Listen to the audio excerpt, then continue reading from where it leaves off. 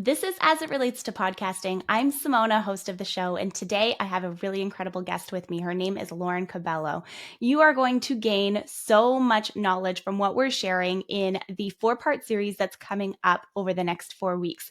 I wanted to run this series to kickstart the year because I know a lot of you have big PR goals. You want to get in the media, you have book goals, and you want to take your podcast and you want to elevate it one step further. So that's why we're starting today's conversation with Lauren, all about why entrepreneurs should write a book. We're talking about the why, the how to take your ideas and transform them, the benefits to starting and writing a book, and how can it help you from a podcaster's point of view. You're going to learn a lot in today's conversation. Be sure to share this episode with a creator that you know needs to hear it. I would be so grateful. And before we get into our conversation, I'll tell you quickly about Lauren. She's the founder and CEO of Leverage with Media PR, a renowned national TV personality, 3-time best-selling author, and a prominent figure in the world of entrepreneurship and public relations. She has been a regular lifestyle TV personality on national TV shows like The Today Show, Good Morning America, Dr. Oz, Rachel Ray, and hundreds of others over the last decade. So I'm quite honored to have Lauren sharing all of her expertise with us today. Let's get into our conversation. Lauren, welcome to As It Relates to Podcasting. Thank you for joining me for part 1 of our 4-part series. I'm so excited to have you on the show. Thanks for having me. I'm excited to be here. We're going to have so much fun chatting together because we're talking about books and PR throughout this entire series and, building a brand and all of these different pieces. And this episode in specific is focusing on why every entrepreneur should write a book. So why should every entrepreneur write a book? Well, I think the biggest part is it makes you a more reputable source for anything. I've written 3 books. I'm working on my 4th. And every time I tell people I've written 3 books, they're like, oh my gosh, you've written 3 books. That's so hard, and people also say, I know I've got a book in me, but I think really as a business owner, you want one place where you can, put everybody to a source of everything that and it's I see it as a business card into your business. Yeah. It takes somebody from not knowing you to knowing what you do and helps them come into your business as a lead in a way that warms them up and makes them a warm lead right from the beginning. So it adds credibility, likability, and all of that. And so I think that it's every business needs it.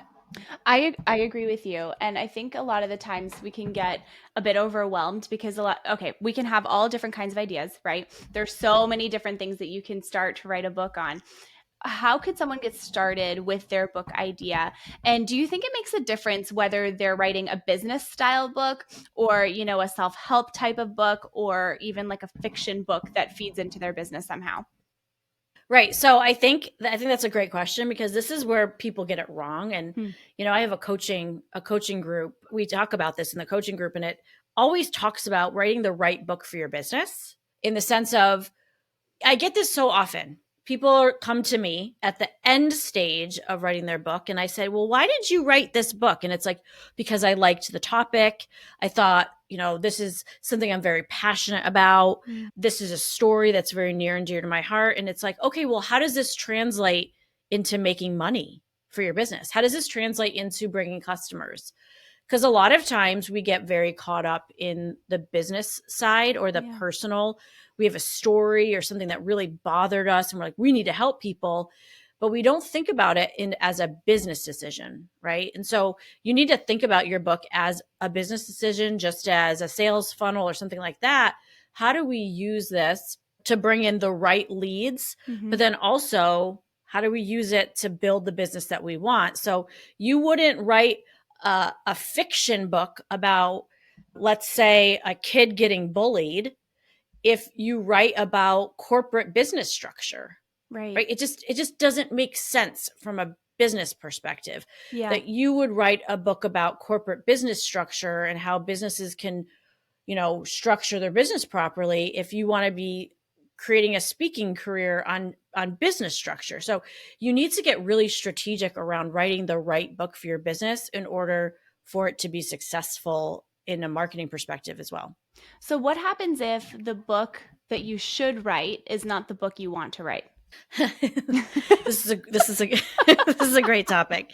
I love it because the book that you should write for your business should be a business decision. Mm-hmm. If you want to write another book for fun or things of that nature, or because you have a topic about it, I would say that you need to really kind of do some digging deep into why you want to write that book, right? Yeah. Either write it with a pen name, for example, not your real name, not your business name. You can write a pen name and write it under something else and publish it on Amazon. Don't do it under the business name if it's not a business decision. If you want to, let's say, if you want to be a children's book author and you want to write a fiction series on this, create a pen name and do it and publish it on Amazon. Don't write it under your business name because it's not associated with your business. And then write all of your business books under your business name as a branding decision and do it that way. Okay, I really like that. That's really smart because I think I know for myself. Okay, so we're talking today to podcasters, to creators, right? I know for myself, I'm a podcaster. I'm also a podcast producer. That's my whole business. That's what I do.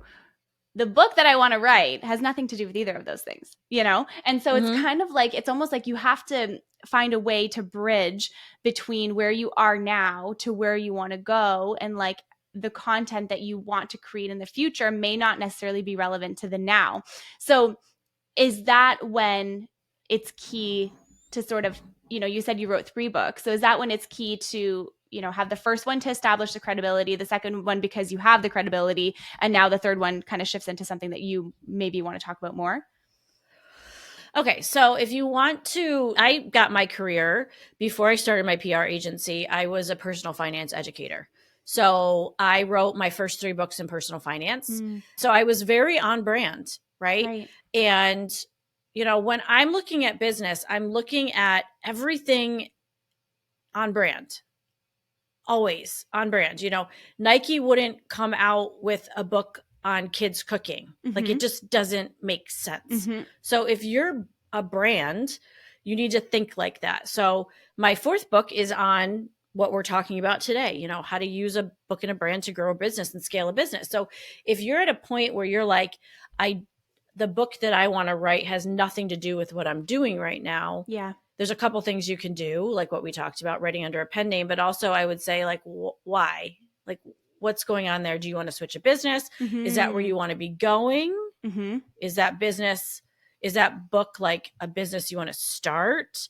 Is it a kid's book because you want to write about your, you know, do it for your kids? Like what is kind of you kind of have to unpack what that's about, I guess. Yeah. And, but from a business perspective, like there should be a way to write a book about everything that you're doing, right? Whether it's podcasting, whether it's knitting, there's a way to write a book about everything that you're doing, the process behind it and the emotions behind it, so that you can use it to build your business on the back end. Love that. I love that. When I think of, you know, my own brand, for example, I kind of feel like I have 2, and maybe some creators will relate to this because I have like the production business, right? And then I have another podcast called Happiness Happens, and that is a whole self-love collective in and of itself.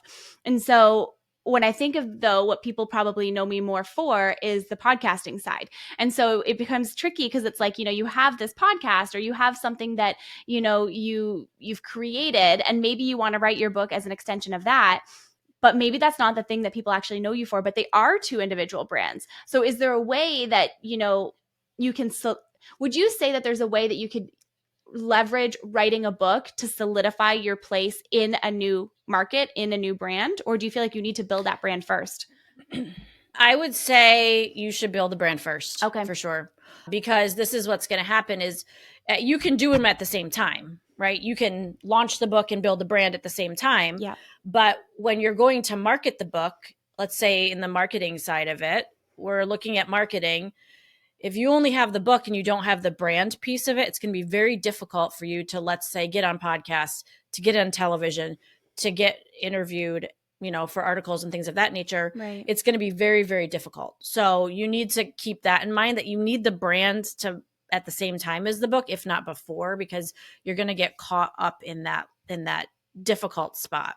I actually really like that. I think that's really good advice. There was one person that I interviewed once on my podcast, and he had created an entire book out of his podcast. And I thought that was really cool because the listeners of this show, for example, are mostly are creators. Yes, they can be entrepreneurs, but yes, they're also, they typically would have a podcast or they're on their journey to starting a podcast, right? So it was a really interesting thing. It was a really interesting concept because he took the stories from the people that he interviewed on his podcast and he turned them into a book, and he kind of classified them by each chapter was its own specific topic. And his book tour, his PR tour, was like him talking about the book, but it was also him talking about the podcast. And it was interesting because he was a chiropractor and he's like, I just do this podcast for fun. And I just thought that the whole thing was very interesting. Thoughts? Yeah. And think about like you, for example, like, you're a podcast editor. And so you have two amazing case studies, which are your podcasts. True. And so, think about it that way, that I would think that your case studies and your podcasts, which are your success studies, right? So how do you, that's kind of how I see it framed out. And then also you have so many case studies of your clients and how their businesses have been built. And so thinking about it that way, that's, kind of how do you podcast to build a brand? And here's some case studies. This is how it's helped me. And using yourself as that type of success story is you already have that built right into the book. Okay. That's a really good perspective. Actually, I didn't think about that. And then when we talk about writing a book, every entrepreneur should have a book. We've talked about why you need to have a book, but what do you feel like the benefits, like if you were to give 3 benefits to someone who is writing a book, because it's a lot of work, right? You take everything that you put it on paper, you structure this whole thing, create chapters, you got to format it, you got to market it, all the things, right? What are the benefits to an entrepreneur? Because I think someone could say it's very easy. Everyone has a book nowadays, just like everyone has a podcast nowadays, right? So what is that benefit? I would say that not everybody has a book, right? I would argue against that because I feel like maybe you're looking in the wrong places. I think that you look at the top entrepreneurs and they have books because they know that they need books, right? Number one, it's easier to get booked as a speaker if you have a book. Okay. Number 2, it gives you something to talk about. It gives you a marketing campaign, a very distinct marketing campaign that people will listen to. And it gives you a sense of urgency when it comes to marketing. A lot of times people, when they start a brand, it's like, okay, what do I talk about? Like, I want to like pitch myself out to media, or I want to like get the word out there. But it's like, okay, hi, I'm so-and-so and I do this. It's like, okay, this gives you a momentum and an occasion to talk about with other podcasters, with media, with television stations, with online press and things of that nature. So those are 2 kind of big things. And I would say the third thing is it adds a huge amount of credibility to yourself and your brand. And so you're looking at increased speaking engagements, giving you a very clear-cut marketing strategy for your year, and it adds a boost of credibility and authority to your voice in an already crowded space. Love that. And then how would you leverage that from like a podcast point of view? So what do you mean from like podcasting or as a host, or? I would say as even just like as your show, as like the credibility of your show, like, you write this book, you do all of these like media tours, like how does that add back to the growth of your podcast? Yeah. So one of the big things that, we have with our clients in our media agency, a lot of them have podcasts. And so we use their podcasts when they're doing their book tour to invite people that they want to get on their podcasts. They invite them on their podcast, right? But then also we use their podcasts to do like a limited edition, kind of 1 month long I can't say that, deep dive into their book. And so we kind of the month before their book, when they're kind of focusing on pre-orders, we encourage them to do a month long limited edition series on their book. So it's going to help their readers really kind of get into depth with the book and help them pre-order. And then from there, we're doing a lot of interviews on the book. And then it helps you leverage when you have a podcast. It's easier to you can be like, hey, I want you to come on my show. Mm-hmm. You can invite the people that you want on your show. And then a lot of times in return, they're asking you back on their show. And it just helps with leveraging that back and forth from what I found. I love that. That's really, really great. And also I think too, when you start doing that, now you're cross pollinating, if you will, your audiences. You're reaching a deeper audience, even just with your podcast. And I think that people we're going to talk strategy, like overall strategy in our next episode. But I think it's important to highlight too, that nowadays in the podcasting space, it's a really powerful form of media to tap into new audiences, to add to your existing PR plan, to add to the other interviews that you're doing. And if you're not securing those, TV slots or articles or all that stuff, at least you're getting your name out there through a podcast. Mm-hmm. Yep. I 100% agree with that. And I think podcasting is a great way too, I always think of it as such amazing networking as well. I've met some amazing people that have led me to other great podcasting opportunities because they heard me on this show or this show. And it's always been, a great networking across all arenas. I love that. Amazing. Lauren, do you think we've missed anything when it comes to why an entrepreneur should write a book? We're going to go deep into the strategy across the 4 episodes. But before we close out, I wanted to ask you. Yeah. So one of the things that I want to mention, and I want to make sure this is kind of one of my pet peeves in the entrepreneur community when it comes to books, is when people say the phrase, I wrote a quick read. Okay.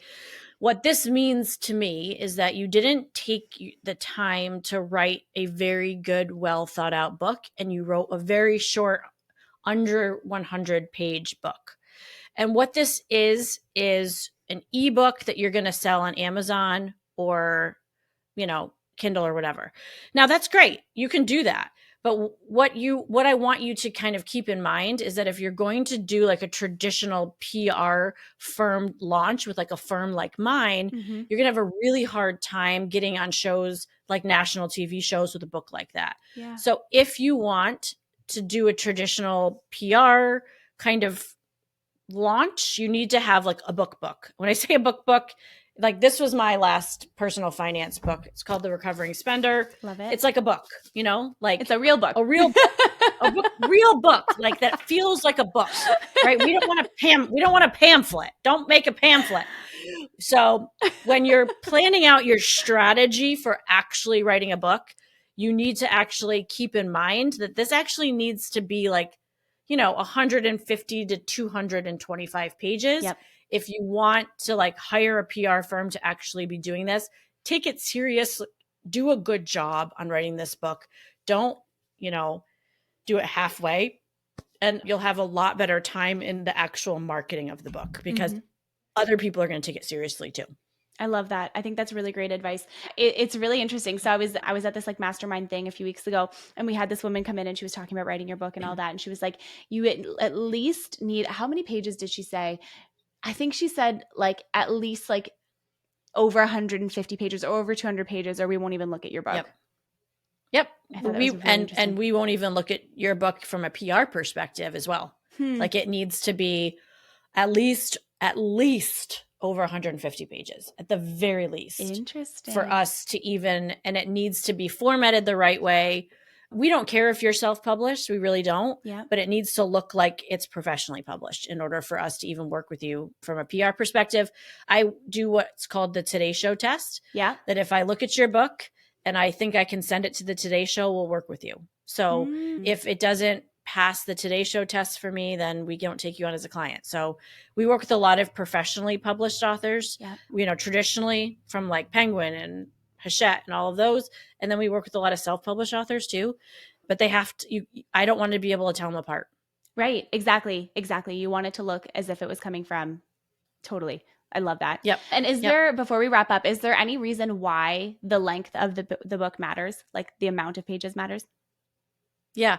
There's something psychological that happens when somebody's reading a book, right? Right. When they're picking up a book, they want it to feel like they're actually reading a book. And so they've done a lot of research and a lot of studies on why people, you know, when they pick up a book, what the cover should feel like, what the pages should feel like, Yep. what the correct size is, and all of that.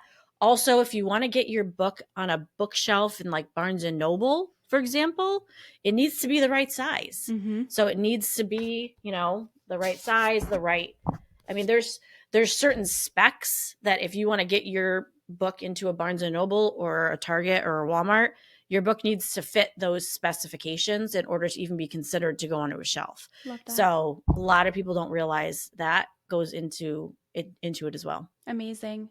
I love it. Thank you so much, Lauren, for joining me for this You're first so part. welcome. This was really fun. You're I'm welcome. excited to dive into the rest of it. Yes, me too.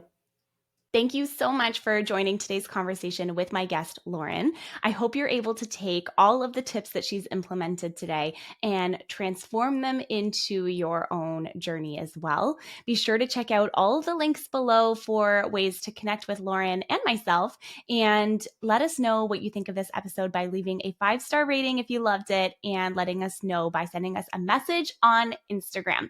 I love hearing from you, and I love hearing how these conversations impact you. So please reach out. Thank you so much for tuning in, and I will see you on the next one.